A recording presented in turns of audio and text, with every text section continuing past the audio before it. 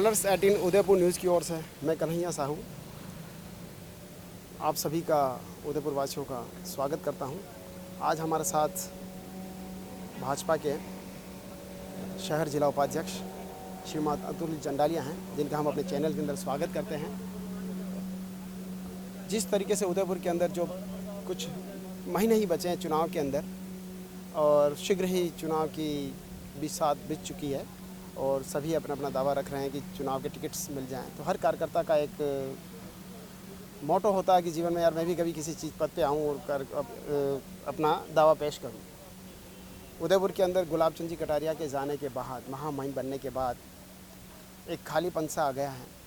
उसको भरने के लिए जो गुलाब चंद जी द्वारा तैयार किए गए कार्यकर्ता आज अपना दावा मजबूती से रख रहे हैं, जिन्होंने उनके साथ काम किया है।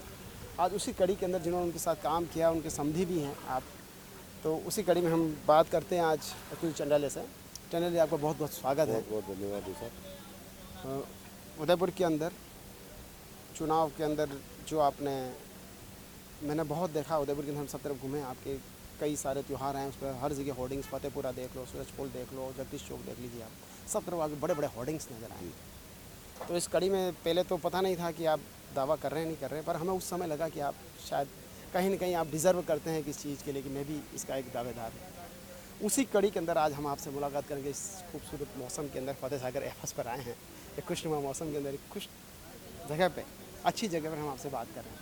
तो सर बताइए, क्या कारण रहा है कि आपने भी मतलब कि दावा पेश किया? आप किसी भी क्षेत्र में अगर काम करते हैं, किसी भी क्षेत्र में जब अपन काम करते हैं तो आपके कुछ ना कुछ जीवन में गोल होता है। राजनीतिक क्षेत्र हो, व्यापारिक क्षेत्र हो, शिक्षा का क्षेत्र हो, कोई सा भी क्षेत्र हो, जब आप उसके अंदर जाते हैं तो आपका एक लक्ष्य होता है।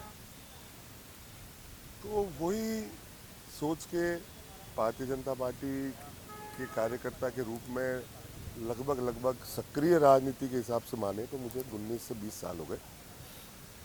आदरणीय गुलाब जी भाई साहब के बड़ी सादड़ी के प्रथम चुनाव से गुलाब जी भाई साहब के 2018 तक के चुनाव में मैंने भारतीय जनता पार्टी का कार्य किया। पार्टी संगठन ने मुझे पार्षद का टिकट दिया, पार्टी संगठन ने मुझे बूथ अध्यक्ष बनाया। बूथ अध्यक्ष के बाद मैं अम्बेडकर मंडल का महामंत्री बना। महामंत्री बनने के बाद मैं अम्बेडकर मंडल का अध्यक्ष रहा बहुत सालों तक।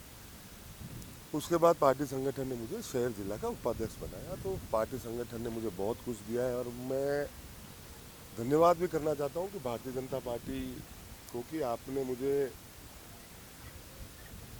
इतने बड़े और इतने लायक समझा। अब बात करते हैं कि आपने जैसा कहा कि गुलाब जी भाई साहब के जाने के बाद खालीपन, किसी भी परिवार के मुखिया का जाना, सही बात है कि परिवार के अंदर थोड़ा सा खालीपन रहता है। लोग कहते हैं कि आज उदयपुर के अंदर भारतीय जनता पार्टी के 15 दावेदार हैं, 12 दावेदार हैं, 8 है, 16 है। तो कार्यकर्ताओं की एक बहुत बड़ी फौज आदरणीय गुलाब चंद जी कटारिया साहब इस मेवाड़ के अंदर, इस उदयपुर के अंदर देखे गए। खालीपन तो कब होता?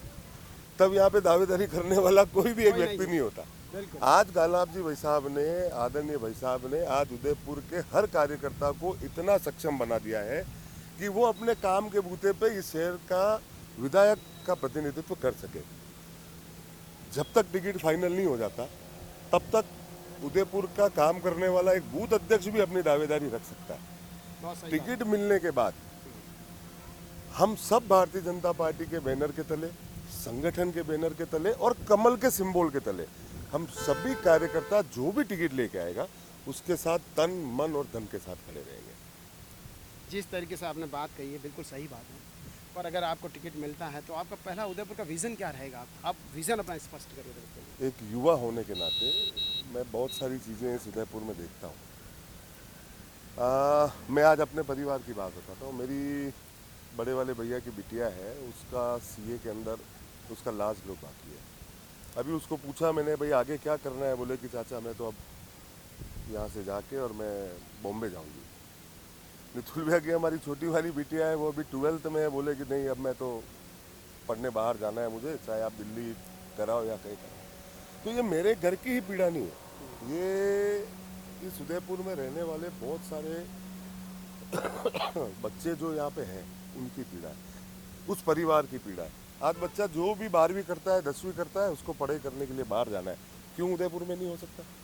आज उदयपुर के अंदर यूनिवर्सिटी है, उदयपुर के अंदर इतने ऊंचे ऊंचे कोचिंग संस्थान है। मैं तो ये चाहता हूँ कि ये भी एक शिक्षा नगरी बने और यहाँ के बच्चों को उच्च शिक्षा के लिए बाहर नहीं जाना पड़े, ताकि वो अपने परिवार के साथ रहे और यहाँ पर रह के इस उदयपुर के विकास के अंदर वो क्या योगदान कर सकता है वो करे। दूसरा, आपको सबको पता है कि उदयपुर स्मार्ट सिटी के अंदर चयन हुआ। पूरे भारत के अंदर 5 से 6 लाख लोगों की जनसंख्या वाला ये एक पहला सिटी है जिसका चयन स्मार्ट सिटी में हुआ और पहली भी सिटी में हुआ। तो इसके पीछे इस उदयपुर के रहने वाले जितने भी निवासी थे वो अपने इस उदयपुर शहर को स्मार्ट बनाने के लिए नगर निगम के द्वारा उनसे फार्म भरवाए गए। उसके अंदर अपन नंबर 1 आए फार्म भरने में, इसलिए अपने को स्मार्ट सिटी मिली और आदरणीय कटारिया साहब के जो प्रयास थे उसकी वजह से फर्स्ट 20 स्मार्ट सिटी में अपना चयन हुआ। आज स्मार्ट सिटी का काम मेरे हिसाब से 90% पूरा हो गया। बीच में कोरोना काल आया, उसकी वजह से कुछ समय कम हुआ, मतलब ज़्यादा लग गया समय। फुल मॉनिटरिंग के हिसाब से भी कुछ अव्यवस्था रही और बाहर की सिटी उदयपुर क्या है कि जो पुरानी जो बसावट है वो आपने खुद ने देखी। कांजी साहब, आप भी खुद सिटी में रहे हुए और मैं भी पंचायत नोरे के पास रहा, सिंधी बाजार, तो मुझे पता है कि वहाँ की गलियाँ कैसी है। एक गली से दूसरी गली में जाने में हम लोगों को कितनी तकलीफ आती है। चलो, अब तो काम भी पूरा उन्नता की ओर है, पर मेरे हिसाब से काम जल्दी हो जाना चाहिए था। और अब ये जो 18-17 वार्ड जो इसके अंदर आ रहे थे उसको छोड़ के भी उदयपुर के 70 वार्ड हैं। शहर विधानसभा में 50 वार्ड है, उन दूसरे वार्डों के अंदर भी बहुत काम हुए हैं, चाहे नगर निगम ने कराए, चाहे यूआईटी ने कराए, चाहे विधायक कोटे से यहाँ पे बहुत सारे काम हुए। वो भी काम होना चाहिए। जब भी स्मार्ट सिटी की रेटिंग आती है ना, तब कभी 5वें नंबर पे आते हैं, कभी 6ठे नंबर पे आते हैं। और मेरा ये सपना है कि उदयपुर इस बार अपने कार्यों करके, और ये जो मतलब आप सब तरफ देखेंगे ना तो ये एक स्वर्ग है। आज बारिश 15 दिन आई, उसके बाद से पिछले 1 महीने से बारिश नहीं है। उसके बाद भी आप फतेह सागर देखो कि कैसा है। अप्रैल मई के महीने में जब फुल गर्मी पड़ती है उस समय भी हमारी झीलें जब चाहे जब अपन भर सकते हैं। तो आदरणीय गुलाब जी भाई साहब ने अपने भाषणों में 100 बार आदरणीय सुखाड़िया जी का नाम लिया कि देवास की कल्पना उन्होंने देखी, देवास का प्रथम चरण द्वितीय चरण उन्होंने पूरा किया और तृतीय चरण का सपना आदरणीय गुलाब जी भाई साहब ने देखा। कहीं से भी बजट लाए हों, कहीं से भी कुछ भी किया, और आज देवास की स्थिति ये है कि हम जब चाहें तब वहाँ के गेट खोलते हैं और ये आज उदयपुर। ये सब सर जो चीज़ें आपने बताई है सब ठीक है, पर जो 18 वार्डों में काम हुआ है, आज हम जहाँ भी गली मोहल्ले में जाते हैं, कहीं भी जाते हैं, कई बार आज हॉस्पिटल में जाते हैं, कहते हैं साहब एक्सीडेंट हो गया है, कैसे हुए कि साहब वो जिस सीमेंटेड जिससे रोडें बनाई गई है उससे गाड़ियाँ स्लिप हो जाती है, बड़ी तकलीफ है। मैं आपकी इस बात को मानता हूँ आदिल साहब कि जिस कंपनी को यहाँ पे काम दिया, या तो उन्होंने उसके ऊपर पूरी निगरानी रखी नहीं, उनका सीईओ भी यहाँ पे है। आपकी बात बिल्कुल जायज़ है, क्योंकि मेरे बहुत सारे मित्रगण हैं और वो भी घंटाघर और आसपास के क्षेत्रों में निवास करते हैं।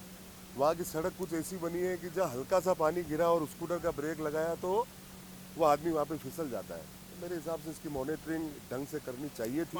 उदयपुर के जो 18 वार्डों के पार्षद हैं या दूसरे भी पार्षद ले लो 70 वार्डों के, सभी की एक ही शिकायत है कि मॉनिटरिंग इसके ऊपर प्रॉपर नहीं हाँ, हुई। मैं भी और इसी ना बात- हमसे कभी पूछा गया कि क्या करना क्या नहीं करना, क्योंकि इसमें ठेकेदार ने आगे सारे ठेके सब लेट कर दिए।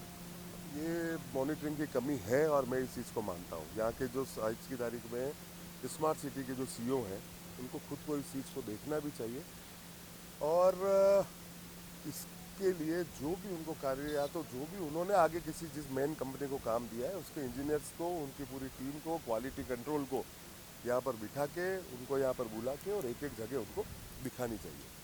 दूसरा, आपने मुझसे एक चीज़ और पूछी थी कि उदयपुर के विकास को लेके आप अगर मौका मिलता है तो क्या गोल है। आज उदयपुर के अंदर इंडस्ट्री के नाम पे 2 इंडस्ट्रियाँ लगी। एक इंडस्ट्री पर्यटक, दूसरी मार्बल स्टोन का काम था। मार्बल स्टोन या कोई भी स्टोन है, उसकी आज की तारीख में स्थिति ये हो गई, चाहे उसमें पाउडर इंडस्ट्री मान लो या कुछ भी मान लो, उदयपुर के अंदर आज की तारीख में कोई बाजार नहीं बचा। ये सारा बाजार राजनगर, किशनगढ़, चित्तौड़ इधर शिफ्ट हो गया। उसका सबसे बड़ा कारण ये रहा कि यहाँ पर जो भी औद्योगिक क्षेत्र थे वो बहुत छोटे से दायरे के अंदर रखे। कम से कम आज की तारीख में सरकार को चाहिए कि आसपास की ज़मीनों को अवाप्त करके 100 रुपया 200 रुपया फुट में अगर कोई प्लॉट दे, आप इंडस्ट्री चलाने के लिए अगर आप उनको कुछ चीज़ प्रोवाइड कराएंगे तो वो आदमी कर सकता है। आज सुखेर में अंदर आपको फैक्ट्री खोलनी है, मेन सड़क पे ऊपर आप 5,000 रुपया फुट का भाव है, पीछे जाएंगे तो 2 से 2,500 रुपये का भाव है। आज अगर एक इंडस्ट्री लगानी और उसको सिर्फ ज़मीन के नाम के 5-7-10 करोड़ रुपए लगा के इंडस्ट्री लगानी पड़े तो वो इंडस्ट्री कभी चल ही नहीं सकती। दूसरी बात, आज अपन देखते हैं कि आज पिछोला हो गया, स्वरूप सागर हो गया, दूध तलई हो गया, फतेह सागर हो गया, उदय सागर हो गया, बड़ी हो गया, और भी बहुत सारे गोवर्धन सागर हो गए। आज उदयपुर ही नहीं, मैं आपको एक चीज़ का निवेदन करना चाहता हूँ गांधी साहब कि आप विश्व में कहीं पे भी चले जाओ, जिन जिन शहरों के अंदर पानी है, झीलें हैं, तालाब है, उसके चारों तरफ आप एक ऐसा वातावरण देखोगे कि वहाँ छोटे छोटे से घर होते हैं ना, उसके अंदर भी छोटा सा रेस्टोरेंट चलेगा, या वहाँ पर कोई 2 कमरों का घर है तो वहाँ पे लोग बाग रुकने आएंगे। आज जितने भी फॉरेनर आते हैं उनको क्या चाहिए, वो वहाँ से आया है, वहाँ पे उन्होंने बहुत चौड़ी चौड़ी सड़कें देखी है, बहुत बड़ी बड़ी मल्टी स्टोरी देखी है, पर वो राजस्थान में और ख़ास करके उदयपुर में क्या आता है, वो उदयपुर में देखने आता है हेरिटेज, वो उदयपुर में क्या देखने आता है, शांति, वो उदयपुर में क्या देखने आता है, पानी। आप उसको 2 किलोमीटर दूर रुका के और उसको आप बोलोगे कि ये झील की नगरी है, अरे झील का मज़ा तो आज हम यहाँ खड़े हैं, आज हम उससे खाली 2 फीट दूर खड़े हैं तो आज पानी के हिलोरे भी आ रहे हैं, आवाज़ भी आ रही है, हवा भी चल रही है। तो मेरा ये निवेदन है कि देखो, मैं किसी भी चीज़ से कहने में कोई घबराता नहीं। बड़ी होटल है, बड़ा कोई आदमी है, वो तो जयपुर से जाके परमिशन ले आएगा, दिल्ली से जाके परमिशन ले आएगा और यहाँ बड़े बड़े सीमेंट के ताबूत खड़े कर देगा, उसके लिए कोई मनाही नहीं है। मैं जिस मंडल का अध्यक्ष रहा ना, उस मंडल के अध्यक्ष में बहुत सारा क्षेत्र, जैसे चांदपुल हो गया, या वार्ड नंबर घंटाघर वाला जो 5 नंबर का वाला एरिया हो गया, या पीछे 6 नंबर अम्बावगढ़ वाला एरिया हो गया, वहाँ मेरे साथ सबसे बड़ी प्रॉब्लम क्या होती थी कि एक परिवार है जो पिछले 20 साल से वहाँ रह रहा है, 50 साल से वहाँ रह रहा है, उसके बच्चे की शादी है। अब उसके बच्चे की शादी है, बहू हमारी बेटी बन के घर आ गई, अब उससे एक कमरा देना है तो वो नहीं बना सकता। वो क्यों नहीं बना सकता? क्योंकि मनाही है। और उसके सामने देखो तो 8 कमरे की होटल बन गई, 12 कमरे की बन गई। क्यों? क्योंकि वो जयपुर में उसका कुछ था, वो जयपुर गया और वहाँ से परमिशन। नियम कायदे कानून इस भारत में रहने वाले जितने भी नागरिक हैं उनके लिए, सबके लिए बराबर होने चाहिए। सबको आप अलग अलग दायरों में तोलोगे तो वो नहीं चलना चाहिए। मेरा तो ये निवेदन है। सबसे बड़ी प्रॉब्लम क्या होती है कि भाई एक ही चीज़ से बोलते हैं कि झील गंदी हो जाएगी, आसपास में होटल बन जाएगी या घर के अंदर रेस्टोरेंट खुल जाएंगे। कड़े नियमों के साथ फिर आप मेरा शब्द सुनना, कड़े नियमों के साथ अगर किसी भी चीज़ को लागू किया जाता है तो वो चीज़ इम्प्लीमेंट हो सकती है। आप उसको परमिशन दो, आप उसको लाइसेंस दो, आप उसको ये चीज़ बोलो कि भाई अगर तुम्हारा गंदा पानी का अगर एक लोटा पानी भी अगर वहाँ गया तो हम तुम्हारी परमिशन कैंसिल कर देंगे। अगर आदमी को, और आप 2-4 परमिशन अगर कैंसिल करते हो ऐसा होने के बाद, तो 100% हर आदमी ध्यान रखेगा। आज आप गोवा चले जाओ, आप आज कश्मीर डल झील चले जाओ, आज आप माउंट आबू चले जाओ, आप कहीं भी चले जाओ, आज आप केरल चले जाओ, जहाँ जहाँ समुद्र है, जहाँ जहाँ पानी है, आपने पास में दीप दमन चले जाओ, हर जगह पानी के पास में कोई न कोई होटल, छोटे मोटे घर ऐसे करके उनको किया। तो मेरा तो यही निवेदन है कि एक सबसे बड़ी बात तो ये है कि यहाँ पे एक झील प्राधिकरण बनना अनिवार्य है। आज उदयपुर के अंदर आप कोई भी आदमी आता है 5-5 करोड़, 10-10 करोड़, 15-15 करोड़ की शादियाँ करता है। मैं आपको कह रहा हूँ कि झील के बचाव के लिए, झील के संरक्षण के लिए इन बड़ी बड़ी होटलों से भी आप लोगों को यहाँ पे एक पैसा लेना चाहिए। 7 करोड़ रुपए उन्होंने ले लिए और उन्होंने यहाँ के लोगों को या यहाँ के झीलों को बचाने के लिए उन्होंने क्या किया? अगर प्राधिकरण बनेगा और वो उन शादियों का या किसी भी वेडिंग का या और भी किसी भी तरीके के जो भी कार्यक्रम होते हैं उसके अंदर अगर वो कुछ चार्ज लगाते हैं तो 100% काम हो सकता है। बाकी रही बात और जो काम है, मैं आपको एक चीज़ कहता हूँ कि आज उदयपुर में जगदीश मंदिर, सालों पुराना मंदिर, अम्बा माता जी का मंदिर, सालों पुराना मंदिर, नीमच माता का मंदिर, वर्षों पुराना मंदिर। मैं अभी केपी स्कूल के अंदर भेरू जी के दर्शन करके आया तो वो 400 साल पहले भेरू जी वहाँ पर विराजित है। एकलिंगनाथ प्रभु का मंदिर है, श्रीनाथ जी का मंदिर है, घासा का मंदिर है, यहाँ पे मंदिर है। आसपास के क्षेत्रों में जाओ तो करणी माता जी का मंदिर है, नांदेश्वर जी का मंदिर है। आज तिरुपति बालाजी जाते हैं तो नाम तिरुपति बालाजी का आता है, और वहाँ जाके अगर आप काम देखोगे या वहाँ के आसपास के क्षेत्रों के लोगों को जो रोजगार मिला हुआ है हम दर्शन करने वहाँ जा रहे हैं, पर वहाँ जाके भी तो सारी सुविधा है ना। तो क्या हम ये जितने भी शक्ति केंद्र हैं या जितने भी शक्तिपीठ हैं, क्या हम इनका विकास नहीं कर सकते? भैया मैं जो भी बात कर रहा हूँ वो इसलिए कि अगर आज उदयपुर से बाहर से कोई भी आदमी यहाँ आता है किसी भी शक्तिपीठ के दर्शन करने, उदयपुर ही रुकेगा। उदयपुर से रुकेगा तो बस स्टैंड पे उतरेगा, रेलवे स्टेशन पे उतरेगा, फ्लाइट पे उतरेगा, तो वो उदयपुर आएगा तो ऑटो वाले को रोज़गार मिलेगा, गाड़ी वाले को रोज़गार मिलेगा, या 4 दिन रुकेगा तो जो हमारे धोबी हैं उनको रोज़गार मिलेगा, होटल है उसको रोज़गार मिलेगा, और भी बहुत सारे जितने जूता पॉलिश, मैं तो आपको कह रहा हूँ कि अगर यहाँ आया उसने शू पॉलिश कराई तो भी मिलेगा, चाय वाले को रोज़गार मिलेगा। तो ऐसे ही धीरे धीरे करके रोज़गार के लिए हम काम कर सकते हैं। बिल्कुल आपने जो बातें बताई बिल्कुल सही है। उदयपुर के अंदर एक ऐप सर्वे हुआ था जिसके अंदर 25% लोगों ने आपको पसंद किया, 3-4 कैंडिडेट उसमें थे, तो सबसे ज़्यादा 25% आपको क्या क्या सोचते हैं आप इसमें? मैं सबसे पहले तो दैनिक भास्कर का जो सर्वे हुआ, दैनिक भास्कर को धन्यवाद देना चाहता हूँ कि उन्होंने सर्वे कराया, और सर्वे के बाद उदयपुर के रहने वाले जितने भी निवासी और वोटर्स हैं उन्होंने मुझे 25% मत दिया। मुझे वार्ड 1 के अंदर लोगों ने काम करते हुए देखा है, मुझे संगठन में लगभग 20 सालों से कार्यकर्ताओं ने काम करते हुए देखा है। अतुल चंडालिया को आप अगर रात को 1 बजे भी आपकी समस्या बताओगे तो अतुल भैया को आने में जितना समय लगेगा अतुल भैया वहाँ पहुँचते हैं। आज भी मैं वार्ड 1 के अंदर, देवाली के अंदर, वहाँ के लोगों ने मुझे बुलाया, और मैं पार्षद नहीं होते हुए भी वहाँ के लोगों का इतना प्रेम है कि मैं आज भी उनका काम देखने गया। ये मेरा ही उदयपुर है। दूसरा, मैं आज 45 साल का हूँ, 45 साल यानी युवा, और लोग युवा को पसंद करते हैं, मेरे काम को पसंद करते हैं। और आज अगर यहाँ के निवासियों ने मुझे 25% अगर वोट देके सर्वाधिक मत भारतीय जनता पार्टी में सर्वे में मेरे पास आए, तो उसके लिए मैं आपके चैनल के माध्यम से उदयपुर के सभी निवासियों को धन्यवाद भी देना चाहता ये थे हमारे साथ अतुल चंडालिया, जिनकी बातों को आप सभी ने सुना है, जिनका एक विज़न है एजुकेशन हब बने उदयपुर, इंडस्ट्रीज़ यहाँ है, झीलों का बचाव हो, सुरक्षा हो, इससे बहुत सारा झीलों के पर विकास हो, झीलों के आसपास, जिससे लोगों को यहाँ रोज़गार मिले। क्योंकि सबसे बड़ी चीज़ आज समस्या रोज़गार की है, आदमी को रोज़गार चाहिए, उसी रोज़गार को लेके आपकी सोच बहुत बड़ी है कि आपके आने के बाद क्या होगा। रोज़गार को सबसे पहले इनकी प्राथमिकता रहेगी एजुकेशन और रोज़गार। तो हमारी आपको बहुत बहुत बधाई है हूँ। बहुत कि धन्यवाद। आप आगे बढ़ें, आपको टिकट मिलें, और हम आपके साथ इसी तरह एक बार फिर इंटरव्यू हम भटसागर पे करें। इसके लिए बहुत बहुत धन्यवाद, बहुत बहुत आभार। बहुत बहुत धन्यवाद। और आपने मेरे लिए उज्जवल भविष्य की आपने मुझे बधाई दी है। मैं भी आपके चैनल भी निरंतर प्रगति की ओर अग्रसर रहे। मैं आपकी बात पे थोड़ा सा, इंटरव्यू खत्म हो उससे पहले 1-2 चीज़ें जो मेरे मन में है मैं और कहना चाहता हूँ। आज उदयपुर के अंदर किसी भी तरीके की कोई बीमारी होती है, 2 दिन बुखार रहेगा तब तक यहाँ इलाज कराते हैं, और उसके बाद हम लोग क्या बोलते हैं, अहमदाबाद। आप किसी काम से भी जाते हो ना तो कहीं भाई कहाँ गया, बोले अहमदाबाद, तो आदमी क्या पूछता, अरे भाई कोई बीमार तो नहीं है, मतलब अहमदाबाद जाना इन द सेंस बीमार है कोई।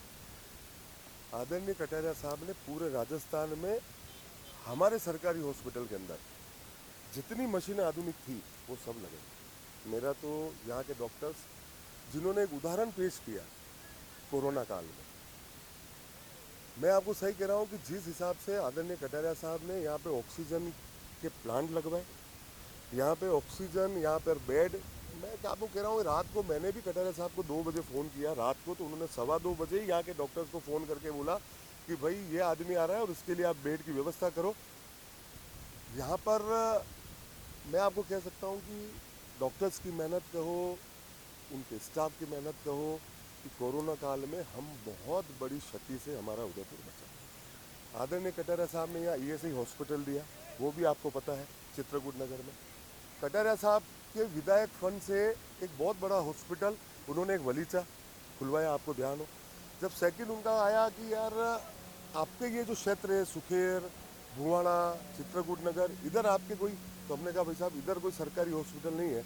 तो आदरणीय कटारिया साहब ने राम निवास मेहता जी को फ़ोन किया, और भुवाड़ा बाईपास से जो अपन नवरत्न की तरफ चलते हैं वहाँ एक बहुत बड़ा आधुनिक डिस्पेंसरी बन गई। दूसरा, आज की तारीख में रेलवे स्टेशन का कितना कायाकल्प हुआ वो आप जानते हैं। आज हमारे यहाँ इंटरनेशनल फ़्लाइट चालू होने वाली है, ये आपको पता है। हमारे काम यहाँ पर और भी चालू हो गया। दूसरा, आज की तारीख के अंदर मैंने कटारिया साहब से एक बार निवेदन किया था कि भाई साहब नीमच माता मेरी मदर या उनकी उम्र के जो भी हैं श्रद्धालु, वो शायद नीमच माता दर्शन नहीं कर पाएंगे। तो भाई साहब ने कहा ये बात तो सही है यार कि हम भी चढ़ेंगे तो हमें भी कम से कम 1 घंटा लगेगा और चढ़ पाएंगे नहीं चढ़ पाएंगे। तो बोले तुम्हारा क्या सोच है? मैंने कहा भाई साहब कि मोती मगरी से फतेह सागर की पाल के ऊपर से होते हुए एक रोपवे नीमच माता जी के मंदिर अगर चला जाए तो भाई साहब ने कहा कि यार अपन विचार कर सकते हैं। फिर सिंचाई विभाग वालों ने मना किया कि पाल के ऊपर से हम रोपवे नहीं ले जा सकते, तो वो एक दिन ठंडे वक्ते में चला गया। फिर मुझे कुछ समझ में आई, तो जब हमने ऐसे ही आरटी के अंदर उनसे ज़मीन लेके यहाँ पर पार्किंग बनाई तो मुझे भाई साहब वो कहा, मैंने कहा जब यहाँ पार्किंग बनाई तो क्या यहाँ से अपन रोप के ऊपर ले जा सकते हैं क्या? तो भाई साहब ने कहा यार ये बिल्कुल सही आइडिया है, अपन इस विषय में आगे बढ़ सकते हैं। मुझे बहुत खुशी है कि आज की तारीख में शायद दीपावली से पहले पहले तक यहाँ से रोपवे नीमच माता मंदिर तक भी वहाँ पे हो जाएगा और हमारे जितने भी बुजुर्ग हैं वो बुजुर्ग माता जी के वहाँ पे दर्शन भी कर पाएंगे। तो उन्होंने 50 साल तक इस उदयपुर शहर की सेवा करी है और ऐसा विधायक भूतो न भविष्य भी इस उदयपुर शहर को नहीं मिल सकता। उन्होंने भारतीय जनता पार्टी के लिए, उन्होंने अपने संगठन के लिए और उन्होंने इस उदयपुर शहर ही नहीं अपितु आप वागड़ पूरा मान लो, मेवाड़ पूरा मान लो, उन्होंने जो 24/7 जो यहाँ के निवासियों की सेवा करी है, मेरा परमपिता परमेश्वर से मैं यही प्रार्थना करता हूँ कि उनका अपने जीवन में 50% भी अगर मैं उतार लूँ या उनके बताए हुए पद चिन्हों पे अगर मैं थोड़ा बहुत भी चल जाऊँगा तो मेरा जीवन में अपने आप को सफल मानूंगा। धन्यवाद। द कलर्स 18 उदयपुर न्यूज़ को सब्सक्राइब करें और हमेशा अपडेट रहिए।